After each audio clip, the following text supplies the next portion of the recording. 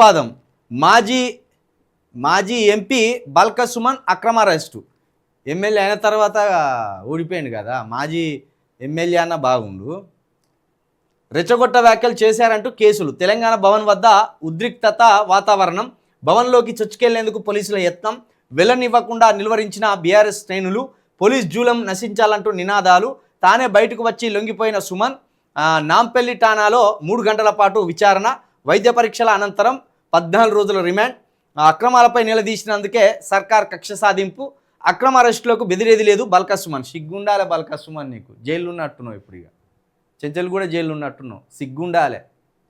Osmania university లాంటి ఒక గొప్ప యూనివర్సిటీలో చదువుకొని తెలంగాణ ఉద్యమకారుడు, విద్యార్థి దేశం ఉండే ఉద్యమంలో ఉన్నోడు అని ఒక ప్రేమ నీ మీద ఉండే, ఒక గౌరవం నీ మీద ఉండే. దాన్ని చెడగొట్టుకున్నావు. ఈరోజు దాన్ని చెడగొట్టుకున్నావు. అక్రమ అరెస్ట్ ఇది. అక్రమ అరెస్ట్ అంటారా దీన్ని? ఇంకా సిగ్గుండాలి కదా ఆ మాటలు మాట్లాడడానికి. దీన్ని ఎంత డ్రామాలు, ఇదంతా డ్రామా అన్నట్టు. నేను తీసుకుపోయి ఆ తెలంగాణ భవన్లో దాచి ఆ మందిని అందరినీ పోగేసి మీడియా కవరేజ్ వచ్చేలాగా చూసి ఆ మీడియా ముందు ఒక కొంత అటెన్షన్ క్రియేట్ చేసి, ఒక కొంత టెన్షన్ వాతావరణం క్రియేట్ చేసి ఆఖరికి లొంగిపోవాలి. ఇదంతా ఒక స్క్రిప్ట్ అన్నట్టు. ఇది ఎవరి స్క్రిప్టు? కేటీఆర్ గారి స్క్రిప్టు, ఈవెంట్ మేనేజర్ స్క్రిప్ట్ ఇది. ఈ ఈవెంట్ మేనేజర్ ఇలాంటివన్నీ ఆలోచనలు చేస్తారు అన్నట్టు. ఏం మాట్లాడి ఇంటారా ఒకసారి? బల్క సుమన్ ఏం మాట్లాడిండు, అసలు ఏమైంది ఇనుర్రు ఒకసారి. సిగ్గుండాలి కదా మరి. దీన్ని బల్క సుమన్ ఉట్టిగానే తీసుకుపోయిన అనడానికి. భీమారంలో నేషనల్ హైవే దిగ్బంధించారు మా వాళ్ళు. 5 రైతులు వచ్చారు, 60-70 మంది మనోళ్ళు. నిన్న చెన్నూరులో కిష్టంపేట దగ్గర జాతీయ రహదారి మీద కూర్చున్నారు. 4-5 రైతులు, మళ్ళీ 100 మంది మనోళ్ళే. సో వస్తలేరు. మిలిటెంట్ యాక్టివిటీ చేయాలి. ముచ్చట్లు ఎప్పుడు కాదు, మీటింగ్లు పెట్టుడు కాదు, సోషల్ మీడియా ప్రెస్ మీట్లకి ఇవి కాదు. మిలిటెంట్ యాక్టివిటీ చేయాలి. పెట్టురి మందమారి డివిజన్లో ప్రోగ్రామ్ పెట్టురి, పోయి మొత్తం జీఎం గారి ఆఫీస్ కాల పెడదాం, పోతవేత్తం 1 నెల రోజులు జైలుకు.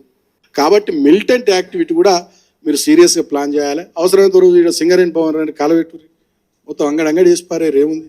ఆ ఫీలింగ్ రావాలి, ఆ ఓనర్షిప్ రావాలి మన సంఘం మీద, మన నాయకత్వం మీద. కాబట్టి మిలిటెంట్ యాక్టివిటీ ప్లాన్ చేయరు. మన ఏరియాలకు అన్ని రైల్వే లైన్లు ఉన్నాయి. కోసిపారేరు రోజు ఓ ప్రోగ్రామ్ పెట్టి రైలు రోకాన్ని పెట్టి రైలు కోసిపారే. సీరియస్ పైసలా? నువ్వు పని చేస్తే పైసలు అవే తండాలు తన్నుకుంటూ వస్తాయి. ఒకటి కాలబెట్టి ఎవడు ఇయ్యడో పైసలు చూడు. గిది ఉండాలి. రైతులు వస్తున్నారా రోడ్ల మీదకి? దీన్ని ఎవడన్నా సమర్థిస్తాడా ఈ మాటలు? జిఎం కార్యాలయం కావచ్చు, రైలు పట్టాలు కావచ్చు, ప్రభుత్వ కార్యాలయాలు కావచ్చు, ఇవన్నీ బీఆర్ఎస్ ఆస్తులా, కేటీఆర్ ఆస్తులా, కేసీఆర్ ఆస్తులా, నీ ఆస్తులా? తలగబెట్టడానికి, కోసిపారేయడానికి చదువుకున్నవి గివేనా నువ్వు మాట్లాడేది? పీజీ చేసినవేమో, ఇదేనా పీజీ చేసే తెలివి? రాజకీయం చేసే తెలివి గిదా?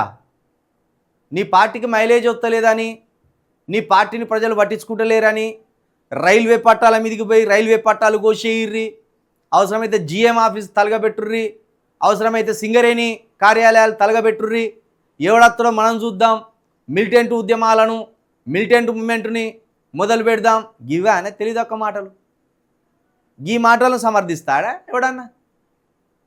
అధికారం పోతే వెర్రోళ్ళు అవుతానులా, పిచ్చోళ్ళు అవుతానులా. ఇంత హింసాత్మకమైన ఆలోచనలు చేయడం, ఇంత హింసను ప్రేరేపించాలని చూడడం, ఇంత కుట్రపూరితమైన క్రూరమైన ఆలోచనలు చేసి ఏ అమాయకులను బలి చేద్దామని, ఎవని జీవితాలను ఆగం చేద్దామని, ఎవని బతుకుల్లో మన్నుపోద్దామని. ఇప్పటికే శ్రీకాంతాచారిని చంపుకున్నాం కదా. మీరు మంచిగానే ఉన్నారు, శ్రీకాంతాచారి చనిపోయాడు కదా. ఈ భావోద్వేగపూరితమైన మాటలతో రెచ్చగొట్టి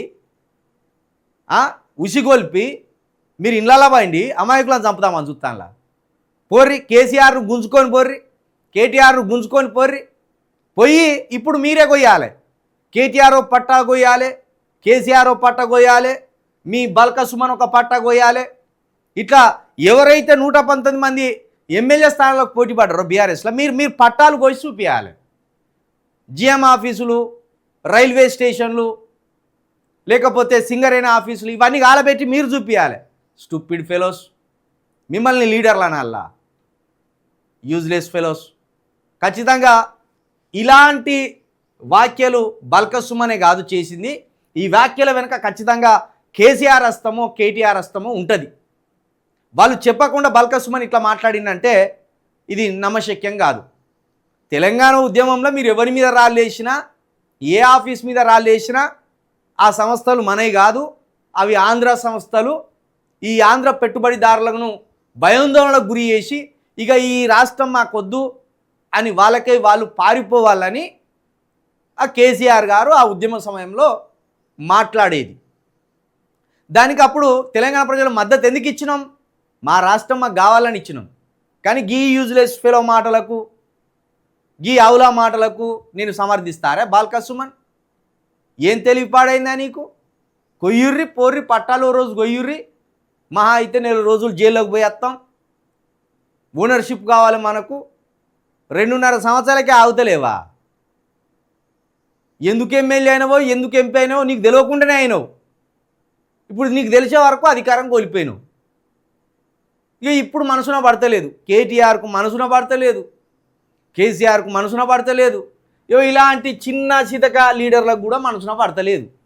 అధికారం లేకపోతే వెర్రోళ్ళు అయిపోతాను వాళ్ళు. వెర్రి మాటలు, పిచ్చి పిచ్చి మాటలు, ఉన్మాదపు ఆలోచనలు, ఉన్మాదపు చేష్టలు. మొన్ననే కదా జైలు పడ్డావు సిగ్గు లేకుండా. మొన్న ఏం చేసినావు? మంత్రి పోతా అంటే మంత్రి కాన్వాయ్ మీదకి ఆ రోడ్ల మీద ఉండేటి అవి విసిరేసినావు. దానికే 1 నెల రోజులు జైలుకి పోతివి. ఏదో తెలిసి తెలియక ఒక మాట జారిండు అంటే వేరు. పట్టాలను పోయమంటాడు, ప్రభుత్వ కార్యాలయాలను నిప్పు పెట్టండి అంటాడు. దీన్ని ఏ పార్టీ ఎవడన్నా హర్షిస్తాడా? ఇలాంటి హింస ఎవడైనా మద్దతిస్తాడా? పార్టీ అధినేతగా కేసీఆర్ కానీ కేటీఆర్ కానీ కనీసం పిలిచి మందలియలేదు. ఈ మాటలు మాట్లాడి వారం రోజులు అవుతాను.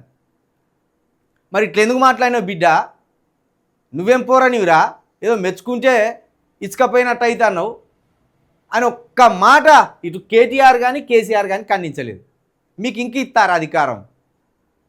గిట్ల రెచ్చగొట్టుకుంటా అమాయకులను బలి చేయాలని, అమాయకుల ప్రాణాల మీద మీరు అధికారంలోకి రావాలని చూస్తే మిమ్మల్ని ఎవడు మెచ్చుకుంటాడు? మిమ్మల్ని ఎవడు విశ్వసిస్తాడు? మిమ్మల్ని ఎందుకు విశ్వసిస్తాడు? మళ్ళీ సిగ్గు లేకుండా ఇక్కడ ఏం రాసుకొచ్చిండు? ఇది ప్రశ్నిస్తున్నామంటారా? నమస్తే తెలంగాణోడా, దీన్ని ప్రశ్నించరామంటారా? మిలిటెంట్ ఉద్యమాలు ప్రశ్నించరామారా? మీ భాషలోనే చెప్పాలా మీకు సమాధానం? ప్రభుత్వ కార్యాలయాలని గాలబెట్టుర్రి అన్నట్టు ప్రశ్నించడమా?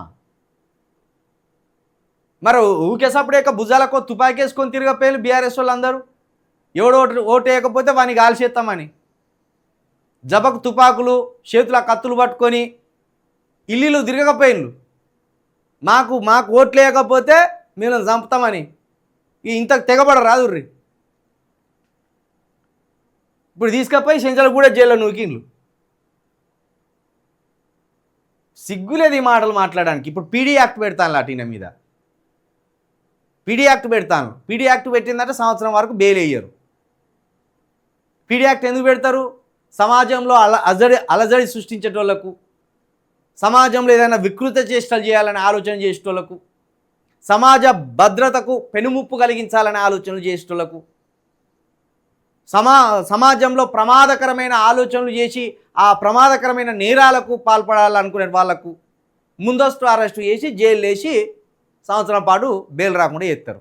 ఇప్పుడు అదే కనుక జరిగితే బల్క సుమన్కు 7 ఏడాది పాటు బెయిలే రాదు. నిన్న ఒకడు పెట్టిన 10 సంవత్సరాలు జైలు శిక్ష అని పెట్టినవాడు. ఇప్పుడు ఒకవేళ కనుక పీడీ యాక్ట్ పెడితే సంవత్సరం పాటు బెయిల్ ఉండదు.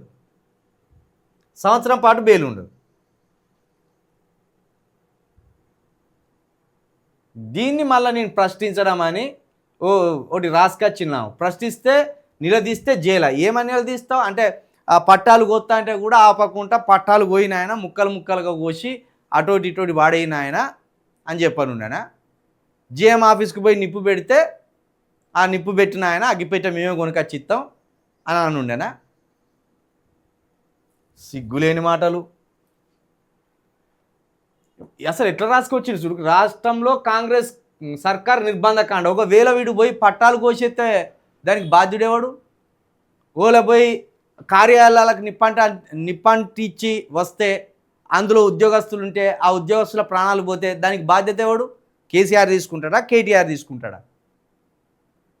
మీరు చేసే అల్లరి పనుల్లో, మీరు చేసే చిల్లర పనుల్లో, మీరు చేసే ఇన్ని హింసాత్మకమైన ఆలోచనలో ఎవరి కుటుంబాలన్న నాశనం అయితే దానికి జవాబుదారీతనం ఎవరిది?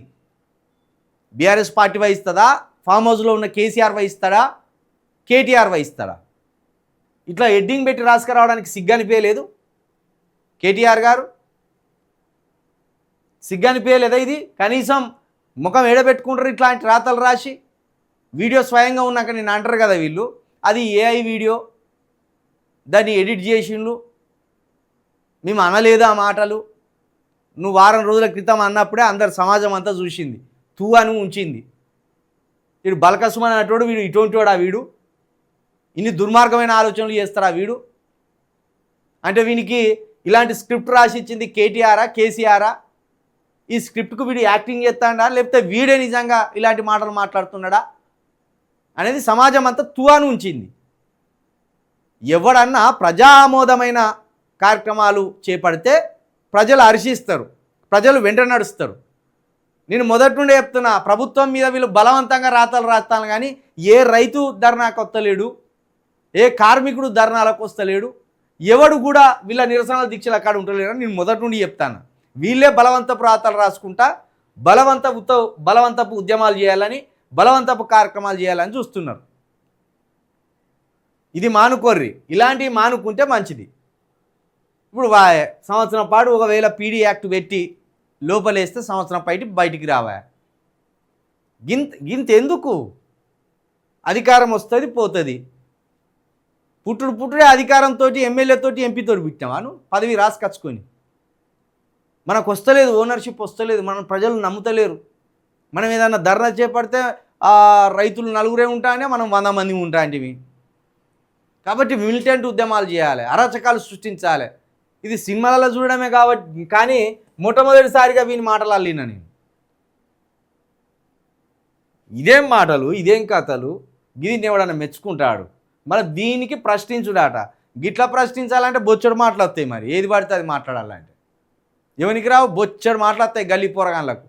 ఎయ్యుర్రి తీయుర్రి అనే మాటలు ఎన్ని రావు? దీన్ని సమర్థించాలా?